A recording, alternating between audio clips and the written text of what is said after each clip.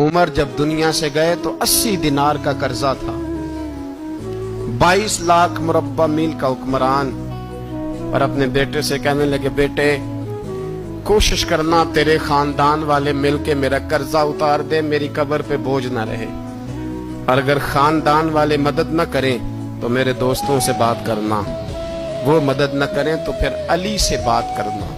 ان کا پیار آپس میں اتنا، اور تو اختلاف ثابت کر رہا ہے۔ 80 دینار کا قرضہ چھوڑ کر حضرت عمر دنیا سے گئے اور جاتی دفعہ کہہ گئے میرے بعد میرے بچوں کو حکومت کے مشورے میں بھی شامل نہ کرنا، حکومت کے مشورے میں بھی میری اولاد شامل نہ ہو۔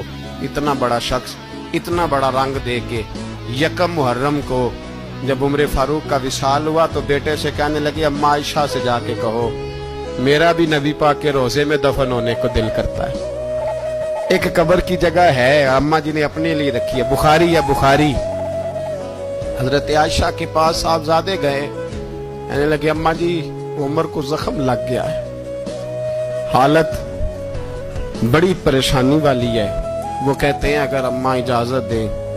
سید عائشہ رو پڑی، فرمانے لگی کہ اپنی قبر کی جگہ تو نہیں نہ کسی کو دیتا، پر عمر نے کمال ہی بڑا کیا، اسے کہو جاؤ گنبد خضرا میں قیامت تک جو مصطفیٰ پہ اور ابو بکر پہ سلام پڑے گا وہ تجھ پہ بھی سلام پڑھ کے جائے، جاؤ میں نے جگہ دی۔